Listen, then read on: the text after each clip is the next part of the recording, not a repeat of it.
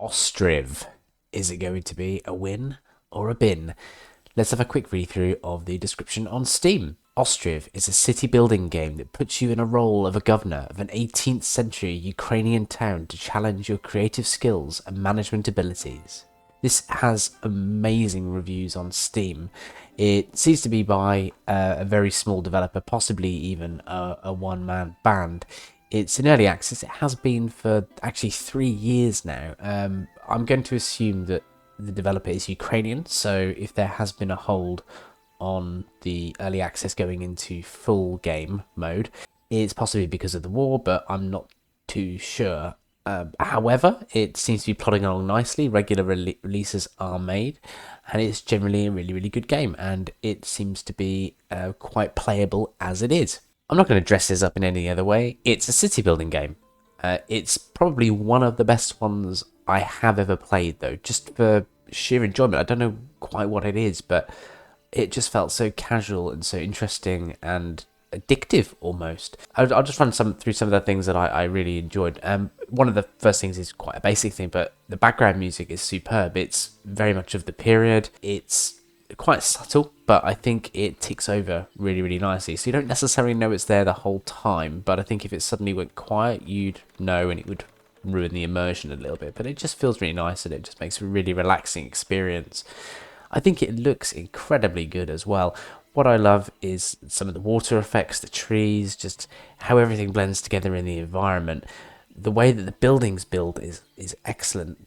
You see all of the individual materials be dropped off at the site. Yes, that's not unique, I understand that, but the building is very carefully put together by your builders, and you can see everything being put together from the foundations to the floors, to the beams, to the roof, to the thatching. It all goes on, and you can see it all happening. It's not just a quick flash and it's done. It's very sequential, and you do get to see all of those sequences. The level of detail, aside from the buildings itself, is actually in the gameplay. So there's fields in this, of course, there's crops like many of these games, but you can plan year by year harvest, what you'd like to grow each year on a piece of land.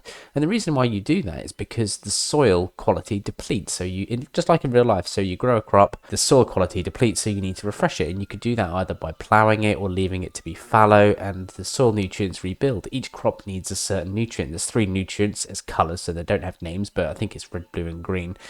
And you need to make sure that your soil nutrients have a certain percentage of those colours before you can grow a certain crop.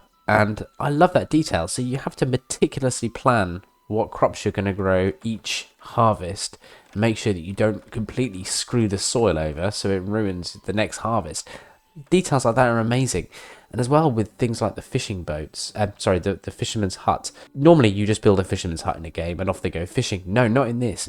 You build a fisherman's hut, but they can't go fishing until they have boats. How do you get a boat? Well, you have to build a boat making factory. It's just little things like that that really make you think, and it's detail like that which makes you have a lot of faith in this game that the developer is trying to do something really good and interesting here, and they're pulling it off. Along with those lines of harvesting, that you can have seasonal workers. So as long as you've got, I think it's a city hall or a town hall, you can set seasonal working for all of your buildings. So some buildings will only function certain months of the year. It's a good idea to do that with your farms because they just don't do anything during the winter. So don't have any workers. They're just going to take up citizens, so don't bother. There's a massive variety of buildings to choose from, and they're all available from you at the beginning. Now, ultimately, you may not be able to build all of them because some things require certain resources, so you have to think which buildings you may want first, but they are all available. There's no tech tree, which I'll come to a bit later, but everything's available from the word go. Now, I haven't placed half of the buildings available in this game, and I've played only 4 hours, so I've got a lot more experimenting to do, but I do feel that I can present this review perfectly well in terms of putting my viewpoint across. So what you'll see in the video is, and probably a limited amount of the buildings in terms of what is available, so don't let that mislead you. Have a look online and see some of the amazing towns and cities that people have built if you want to see a full array of buildings that are available. But what you'll see in my video is just 4 hours worth of cobbling together a few bits and pieces, but hopefully it does show you enough about what you can do. Just go back to one of the points I said nearly right at the beginning there. It's a chill game, it really is, but it's quite tricky to balance. If you, like I have, cocked up harvest, your town's going to starve. You run out of food, you're sunk. I don't know if people die. I think they just move out. I haven't actually got that far. Well, I have had people move out. I'm not sure the reason why they moved out, whether it was because of food or poor health, or I'm not sure. But your food can run out. You get warnings pop up all over the shop, and you see why they're not happy. So that could be a lack of food, lack of variety of food, or some stuff like that. But you've got to be careful. This game will screw you over.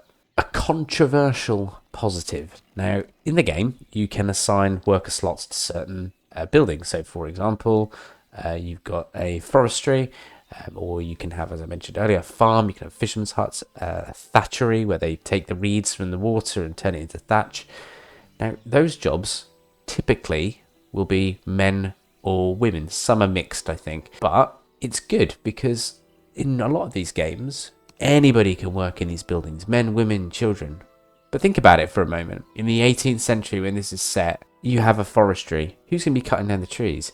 It wouldn't have been the women. It's controversial now to say things like that because you're supposed to include everyone in everything, but this game bends away from any kind of woke culture or stuff like that. So for me, it's just nice to see a game that's trying to keep with traditions and just look at what people genuinely would have done and probably still would genuinely do. But it's good that they've tried to do something realistic. The game is not perfect though.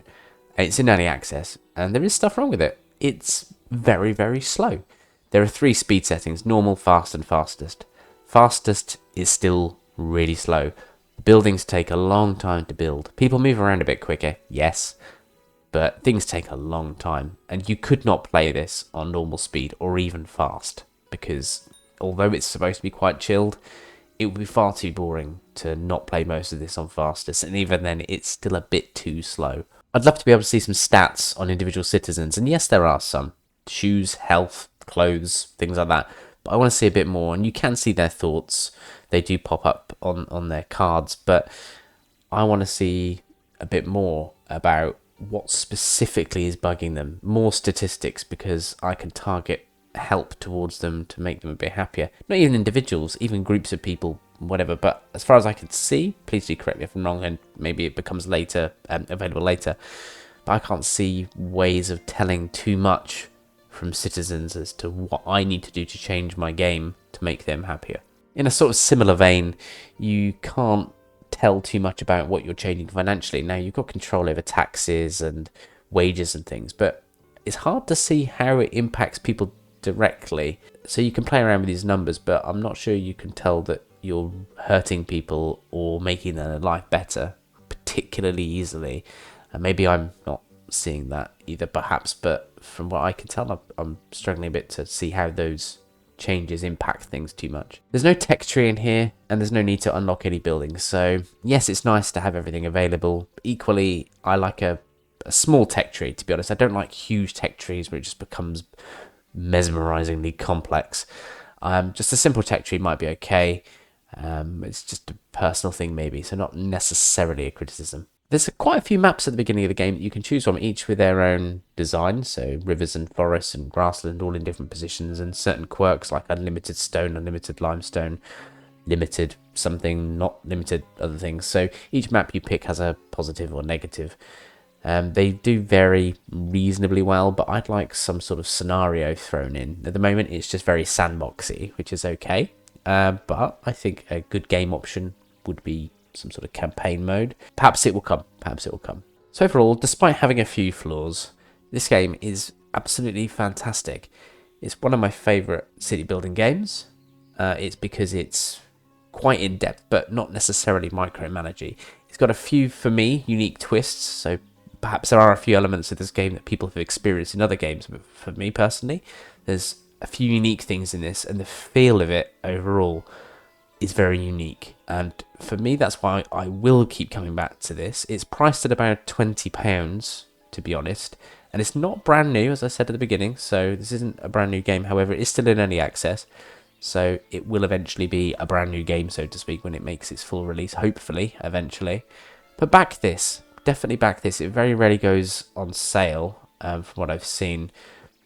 But just have a little look at it. Even if you take it out on Steam for a couple of hours and play it, If you really don't like it, get your money back. But actually, I think you'd be wanting to keep this just to see how it pans out, because it will throw up a lot of interest for you, I think.